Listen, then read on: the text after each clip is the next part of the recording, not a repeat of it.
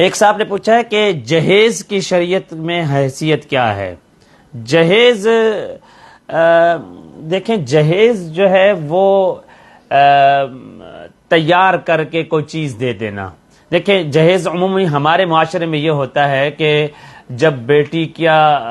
شادی ہو رہی ہے تو ماں باپ اس کے لیے کچھ سامان دے دیتے ہیں. وہ سامان بچی کے اپنے ساتھ وہ لے جاتی ہے، یعنی بچی کے جہاں نکاح ہوتا ہے وہ اس کو دے دیتے ہیں. اس میں بات کو جو سمجھنے کی ضرورت ہے، حدیث میں قرآن میں جہیز کا کہیں واجبی حکم موجود نہیں ہے، نہ تو قرآن میں موجود ہے نہ رسول اللہ صلی اللہ علیہ وسلم کی احادیث کے اندر موجود ہے. صرف ایک حدیث اتنی آتی ہے کہ جہز رسول اللہ صلی اللہ علیہ وسلم فاطمہ فی خمیر، ایک چادر دی نبی اکرم صلی اللہ علیہ وسلم نے، ایک مشکیزہ دیا رسول اکرم صلی اللہ علیہ وسلم نے حضرت فاطمہ کو. اور یاد رکھنے چاہیے کہ وہ جہیز کے طور پہ نہیں دیا. علامہ منظور احمد نعمانی نے یہ نقطہ لکھا ہے کہ رسول اللہ صلی اللہ علیہ وسلم نے اس طور پہ دیا کہ یہ رسول اللہ صلی اللہ علیہ وسلم کی بیٹی کے استعمال میں بھی آئے، اور ایک ٹائم پہ کہ جب رسول اللہ صلی اللہ علیہ وسلم فاطمہ کے ابا ہیں، اسی طریقے سے رسول اکرم صلی اللہ علیہ وسلم علی کے بھی سرپرست ہیں رضی اللہ تعالی عنہ. تو گویا وہ ان کی سہولت کے لیے ایک چیز اگر عطا کر رہے ہیں اور اس کو شادی کا، نکاح کا لازمی پارٹ سمجھ کے نہیں دیا جا رہا، اور نہ حدیث میں کہیں پر رسول اللہ صلی اللہ علیہ وسلم نے حکم دیا. اگر حکم دیا ہوتا تو حدیث میں موجود ہوتا، قرآن میں موجود ہوتا.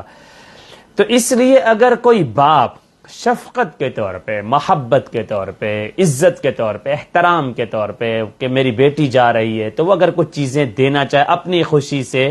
تو یہ چیزیں دینا جس کو ہمارے معاشرے میں جہیز کہا جاتا ہے، یہ شرعاً جائز ہے. اور باپ اگر خوشی سے دے رہا ہو، ماں خوشی سے دے رہی ہو، بھائی خوشی دے رہے ہو، تو باعث رحمت بھی ہے، باعث مودت بھی ہے، یعنی باعث عزت ہے. لیکن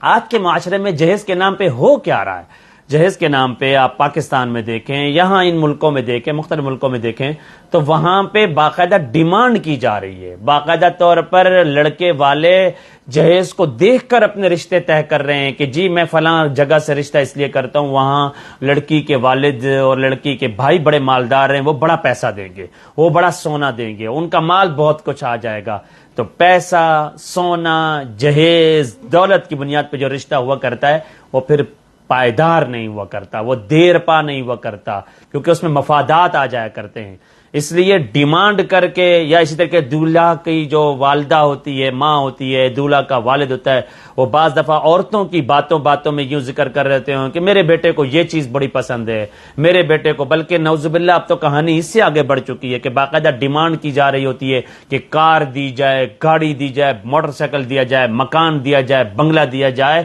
اس طرح کی باتیں کر کر کے بچی والوں کو مجبور کر دیا جاتا ہے. وہ بیچارے ساری زندگی اپنی بیٹی کے جہیز بنانے میں لگے ہوئے ہوتے ہیں، ان کی کمر ٹوٹ جاتی ہے. ایک باپ جو ہے وہ کماتا ہے، وہ محنت کرتا ہے، مزدوری کرتا ہے، اور ڈھیروں سامان اکٹھا اس لیے کرتا ہے کہ جب میری بیٹی کی شادی کا وقت آئے تو کوئی میری بیٹی کو تانا نہ دے، کوئی میری بیٹی کی ساس جو ہے وہ میری بیٹی کو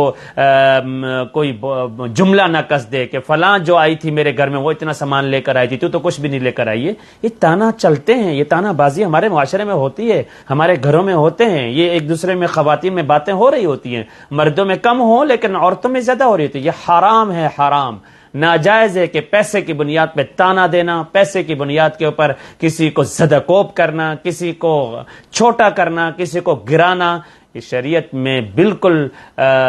غلط ہے. اور یہ مسلمان کی عزت کے ساتھ کھلواڑ ہے. اور ایک بیٹی کو جس کو گھر میں لایا گیا ہو، اس کو عزت نفس کو مجروح کرنا ہے، اسلام اس کی اجازت نہیں دیتا. بس خوشی کے طور پہ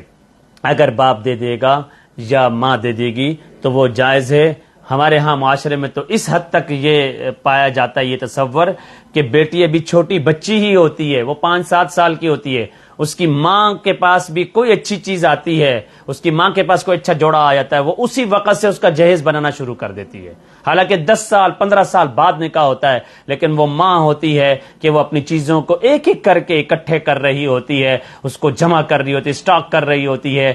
جب 10 12 15 سال بعد میری بیٹی کی رخصتی ہوگی تو میں یہ والی جو چیز جو اس بیچاری کو 10 سال پہلے ملی تھی، جو اس نے 10 سال پہلے خریدی تھی، وہ صرف اس وجہ سے کہ میری بیٹی کا